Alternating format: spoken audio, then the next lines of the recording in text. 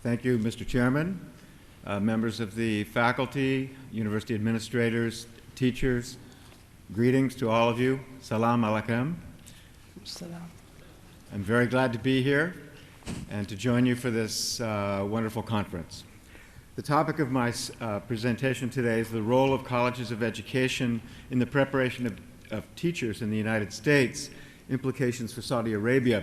I will share with you some perspectives from the United States and also some ideas that will support teacher education reform in Saudi Arabia. ستكون محاضرة عن دور كليات التربية في إعداد المعلمين في الولايات المتحدة والتأثيرات المتوقعة لذلك عن هذا الأمر في المملكة العربية السعودية. I want to begin with a very brief history of teacher education in the United States. I won't spend too much time with this, but I want to summarize the process that we have gone through in the United States to develop teacher preparation programs. سيقدم تاريخا موجزا أو سيعطي تاريخا موجزا عن برامج إعداد المعلمين في الولايات المتحدة، ولن يخوض في التفاصيل ولكنه سيعطي فكرة عامة عن الكيفية التي بدأت بها هذه البرامج وما وصلت إليه حتى الآن. 300 years ago, when Europeans began to settle in North America, there was no formal preparation or training for teachers. It was believed at that time that anyone who knew anything could teach it to others. قبل 300 عام في الولايات المتحدة حينما هاجر الأوروبيون للاستيطان في الولايات المتحدة لم يكن هنالك إعداد وتأهيل للمعلمين، وكان الاعتقاد السائد في أن أي شخص يستطيع أو أي شخص يعرف مادة معينة أو تخصصا بعينه يستطيع أن يدرس. At that time, schools were informal institutions, usually held in people's homes, and teachers were mostly women, and they would teach things like writing and life skills and moral education.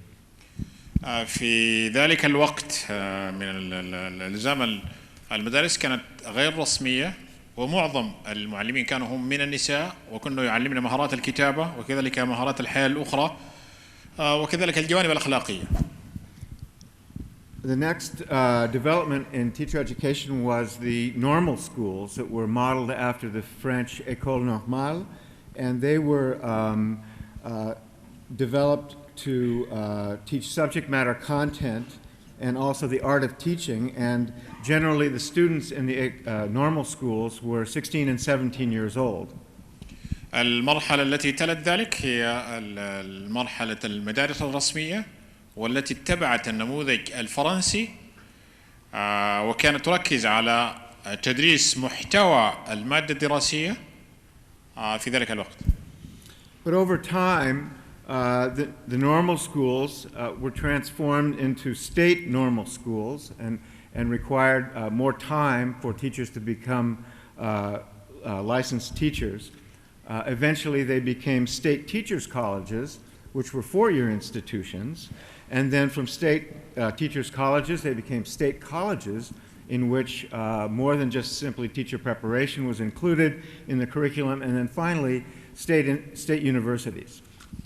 ثم تطور الأمر لاحقا بعد ذلك، بعد أن أصبحت هذه المدارس مدارس رسمية تحولت إلى مدارس ولايات على مستوى الولايات في الولايات المتحدة، وبعد ذلك مع مرور الوقت تطورت إلى أن صارت جامعات من كليات إلى جامعات في الولايات المتحدة أو في مختلف الولايات في الولايات المتحدة. So over time, it became necessary for someone to earn a university degree to become a teacher in the United States, whether it's a primary or elementary school teacher or a secondary school teacher.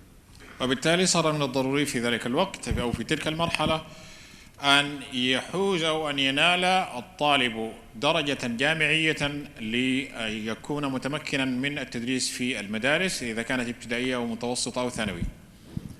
More recently, the development of the standards and assessment movement in the United States has sought to define what teachers should know and be able to do, and to develop measures of evaluating teacher performance, such as those that were presented earlier by Professor Trudy Banta. ثم تطور الأمر بعد ذلك إلى العناية بجانب التقييم أو التقويم للمعلمين والجوانب الفنية التي لا بد أن تتبع في ما يتصل بجانب التقويم للمعلمين. The purpose here, of course, is to further professionalize teaching and to make teachers more accountable for student learning. The movement, however, remains controversial in the United States, as its critics claim that strict forms of accountability or high-stakes tests are unfair to teachers because they don't take into account factors beyond the teacher's control. الجانب الآخر المتصل بجانب المساءلة وكذلك ما يترتب على نتائج ومخرجات التقويم بالنسبة للمعلمين، هذه هي المرحلة التي تلت ذلك. وإن كان هذا الأمر مثيرا للجدل في الولايات المتحدة على اعتبار أن التركيز على جوانب التقويم وعلى النتائج التي من الممكن أن تترتب على تقويم المعلمين قد يكون فيه تأثير سلبي على أداء المعلمين. As Professor Trudy Banta pointed out, the issues related to teacher testing constitute one of the major challenges currently facing schools of education in the United States. كما أشار المتحدث الواحد من المتحدثين السابقين إلى أن مسألة إجراء الاختبارات على المعلمين بهدف تقييم أدائهم قد يكون هو أحد الصعوبات والتحديات التي تواجه المعلمين وبيئة التعليم في الولايات المتحدة. Let me now turn to some of the key major questions and issues that the field of teacher education has confronted in the United States and how they are currently being addressed. دعوني الآن ننتقل إلى التحديات الأساسية والرئيسية التي يواجهها التعليم أو مسائل متعلقة بالتعليم والتقويم في الولايات المتحدة وكيف استطاعوا أن يجابهوا ويتغلبوا على تلك الصعوبات. Most people agree that teachers are important. In fact, yesterday, His Excellency, the rector of the university here, said that the teacher is the cornerstone of the learning process. الجميع يمكن أو الجميع يتفق على أهمية ومكانة المعلم، وربما أشار بالأمس معالي مدير الجامعة إلى أن المعلم يمثل حجر الزاوية بالنسبة للعملية التعليمية. However, there's little consensus about what constitutes good teaching or how teachers learn to teach well. ولكن هناك إجماع أقل عن ما يمثله المعلم الجيد أو ما هي العناصر الأساسية التي يجب أن تكون موجودة في المعلم الجيد وكيف يمكن أن يوفر التعلم للطلاب. One of the debates, long-time debates in teacher education is, are good teachers born or can they be taught how to teach well? الأمر الآخر كذلك الذي هو محل نقاش، هل يولد المعلم الجيد أو المتميز، يعني هل يعلم ويكتسب هذه المهارات أم أنه يولد بها أساسا؟ The idea here is that either good teaching develops spontaneously or that teaching well can be learned through some course of study. الفكرة من هذا السؤال هو أن المعلم هل يمكن أن إكسابه هذه المعارف وهذه المهارات أم أن هذه المسألة تتصل بقدرات كامنة من الممكن أن يولد بها بعض الأشخاص وتكون موجودة في بعضهم ولا تكون متوفرة عند الآخرين. Clearly, the field of teacher education is based upon the idea that that the elements of good teaching can be identified and organized into a curriculum to prepare teachers to gain the knowledge and skills to produce important learning by students. لكن بطبيعة الحال يمكن القول أن العناصر الأساسية والمكونات الأساسية التي من الممكن أن يتم بها إعداد وتأهيل المعلم من الممكن تنظيمها وتخطيطها حتى يكتسبها ذلك المعلم.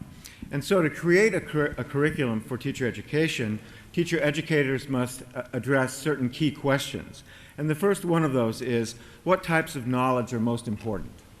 ولإعداد مناهج لإعداد أو لتأهيل وإعداد المعلمين لا بد أن نطرح السؤال التالي: ما هي الأسس والمناهج التي يجب أن تكون موجودة في مناهج إعداد المعلمين؟ For example, are we interested in helping students memorize information efficiently to internalize key ideas? Do we seek to develop wisdom and the deep understanding of ideas? Do we want to lead students to reason well and solve problems? لكن يبقى السؤال المهم: هل يكون الغرض من تأهيل وتدريب المعلمين وكذلك من تعلم الطلاب هل هو مجرد استذكار وحفظ المواد أم أننا نريد أن نعمق لديهم الفهم بالمواد الدراسية التي يتلقونها، أم أننا نريد منهم كذلك حسن التعليل والتحليل لما يعرض عليهم؟ A second key question is, how is knowledge acquired? السؤال الثاني يتعلق بالكيفية التي تكتسب بها المعرفة. Is it transmitted from one individual to another? Is it gained through experience and interaction with the physical and social environment? Is it produced through reflection and the deep study of texts or through some other means? بالتالي هل المعرفة، الطريقة التي تكتسب بها المعرفة، هل تكتسب المعرفة بالتلقين أم أن هنالك وسائل أخرى مثل أن يتم التفاعل بين الإنسان المتعلم والبيئة المحيطة به، سواء كانت بيئة اجتماعية أو بيئة جغرافية مثلا، أم أن المعرفة كذلك تكتسب بالتفكير والتأمل؟ And then finally, what must teachers know and be able to do to bring about important learning in their students? وأخيرا، ما هي الأشياء المهمة التي ينبغي أن يطلع بها المعلمون لإحداث التعلم لدى طلابهم؟ Do they need to be able to present information clearly and to explain difficult concepts to students? Do they need to be able to inspire students to love learning? Do they need to know how to arrange the learning environment to encourage exploration and inquiry, or some combination of these abilities? هل ما يحتاجه المعلمون هو أن يشرحوا المفاهيم بشكل جيد حتى يتعلمها الطلاب، أم أنهم يحتاجون إلى غرس قيم أخرى أو إلى غرس معارف وقيم أخرى بأشكال مختلفة أخرى؟ So these questions represent some of the enduring issues and debates in the field of teacher education. How we answer them will determine how we organize and arrange programs for educating teachers. وبالتالي الإجابة على هذه الأسئلة التي طرحها قبل قليل هي التي تحدد الكيفية التي من الممكن إعداد برامج المعلمين لكليات التربية والمعلمين. As we look at the empirical research and policy analysis related to teacher education in the United States, it's obvious to me that education is, as one philosopher put it, a value-laden endeavor. كما من خلال الاطلاع على البحوث التجريبية وكذلك السياسات التي وضعت من قبل المؤسسات المعنية بالتعليم، فإن التعليم هو عملية يقودها أو تقودها أو تعتمد على القيم، أو هي محاولة وجهد لكنه نابع من القيم. So what does this mean? The choices and decisions that we make about the best ways to prepare teachers will not necessarily be based on objective, scientifically verified evidence, but will reflect our firmly held beliefs about what matters most for ourselves and the societies that we live in. بناء على ما سبق، فإن ما نود أن نغرسه لدى معلمينا ولدى طلابنا ليس بالضرورة أن يكون معتمدا على المعرفة الموضوعية أو المعلومات التي تستخلص من التجارب العلمية، وإنما هي في الأساس معتمدة على القيم والمعتقدات التي تكون في المجتمع. For example, as I've read about education in Saudi Arabia, it is evident that your educational system reflects your culture, your history, your religious values, and your hopes for the future of Saudi Arabia. حسب ما اطلعت عليه من المستندات المتعلقة بالتعليم في المملكة العربية السعودية، عرفت أن التعليم أو القيم التي يبنى عليها والأسس التي يبنى عليها التعليم في المملكة العربية السعودية يعتمد على ثقافة البلد وكذلك على القيم الدينية وعلى تاريخ هذا البلد وهذا المجتمع. كل هذه الأمور هي التي يعتمد عليها، وكذلك الآمال التي يسعى الشعب السعودي إلى تحقيقها، هذه كلها تعتمد على أو هي أساس النظام التعليمي. So these are important values that should be reflected in the teacher education system that is created in Saudi Arabia. وبالتالي هذه قيم أساسية ومهمة لا بد أن تدمج في برامج إعداد المعلمين أو برامج إعداد المعلمين وتأهيلهم لكي يقوموا بمهمتهم هذه. I'd like to now turn to three categories of issues in teacher education. Some of these, I think, have been reflected in some of the presentations that we've heard earlier in the conference, and so I'll look back at those in some ways as we move ahead. أتحدث الآن عن ثلاث مكونات وربما أشار إليها المتحدثون الآخرون قبلي ولكن سألقي عليها بعض من الضوء. Issues in teacher education revolve around three important categories. First, issues related to students, issues related to curriculum and teaching, and finally, issues related to policy. هذه المكونات الثلاث أو هذه الفئات الثلاث تنحصر في الجوانب الثلاث التالية وهي الطلاب والمنهج والتدريس إضافة إلى السياسة والسياسات التعليمية. Let me first talk a little bit about the issues related to students. دعوني أتحدث أولاً عن الأمور المتعلقة بالطلاب. We often seek to have the best and brightest students come into teacher education. نسعى غالباً إلى أن يلتحق أفضل الطلاب بكليات المعلمين.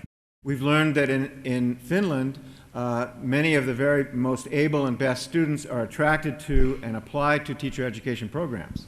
وعرفنا كذلك من المحاضرة السابقة من البروفيسور من فنلندا أن أفضل الطلاب يتقدمون للالتحاق بكليات المعلمين.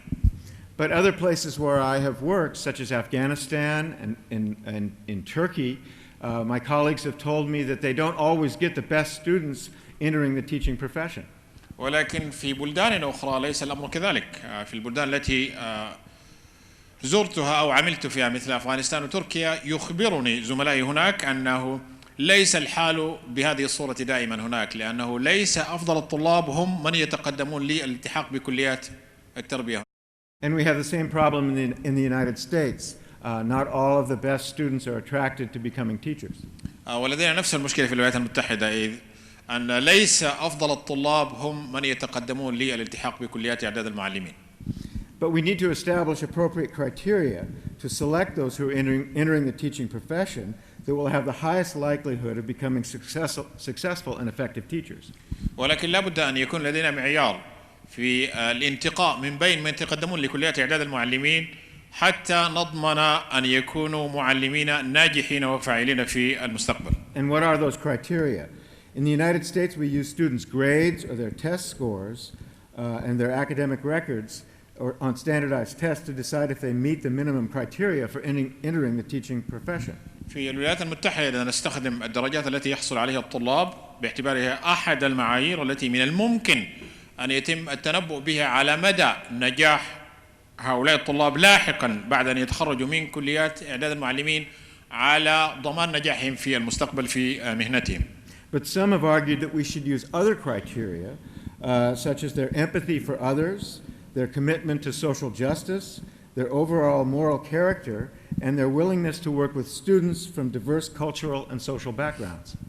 ولكن هنالك الرأي الآخر الذي يقول ليس هذا الجانب كافيا وإنما لا بد أن نضع في الاعتبار جوانب أخرى تتعلق بشخصية المعلم وكذلك بالقيم التي يؤمن بها ومدى رغبته في التعاون مع الآخرين وكذلك التعامل مع الطلاب من ثقافات متباينة ومتعددة. We also know in the United States that the turnover rate of teachers is very high. That is, many teachers who enter the teaching profession leave it within 3 to 5 years.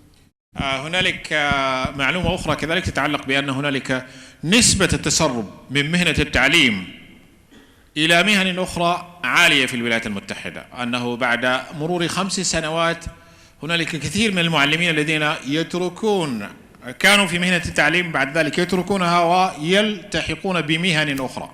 It raises problems for teacher education because we must find ways to prepare teachers not only to enter the profession but to stay in the profession. وبالتالي هذا يستدعي أنه ليس كافيا أن نعد معلمين جيدين ولكن لابد أن تكون هنالك برامج أخرى تتعلق بكيفية الاحتفاظ والإبقاء على هؤلاء المعلمين داخل المهنة حتى لا يتسربوا إلى غيرها من المهن. So we must not only attract the best and the brightest but the strongest as well, those who have the resilience to stay and teach in difficult teaching circumstances. بالتالي ليس كافيا أن نستقطب أفضل الطلاب للالتحاق بهذه الكليات وكليات التربية وكليات العلم والمعلمين ولكن كذلك لا بد أن نعد معلمين تكون لديهم المرونة وكذلك القوة للبقاء في هذه المهنة، حتى ولو كانت تحيط بها بعض الصعاب وبعض الظروف الصعبة التي تعيق المعلمين أو تعترض المعلمين في عملهم. Let me turn now to issues of educational policy. دعونا ننتقل إلى القضايا المتعلقة بسياسة التعليم. In the United States, teachers are prepared, and teacher education is the responsibility of the states, unlike in countries like Saudi Arabia, where it's centralized and is the responsibility of the central government. في الولايات المتحدة مسؤولية التعليم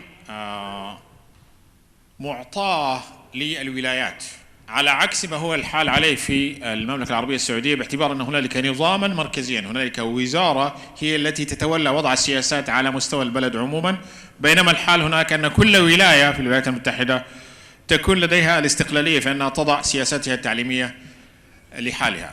However, in recent years, the United States federal government has become more involved in educational issues and the preparation of teachers, particularly with the passage of the legislation entitled No Child Left Behind. ولكن في السنوات الأخيرة صارت الحكومة الاتحادية في أمريكا أكثر انخراطا في مسألة أن تكون هنالك سياسة تعليمية عامة للبلد، خاصة بعد إجازة قانون المتعلق بأن لا يترك طفل من دون أن ينال تعليما، أو لا يترك طفل في الوراء، بحيث أن جميع طلاب الولايات المتحدة أو جميع الأطفال في الولايات المتحدة ينالون التعليم.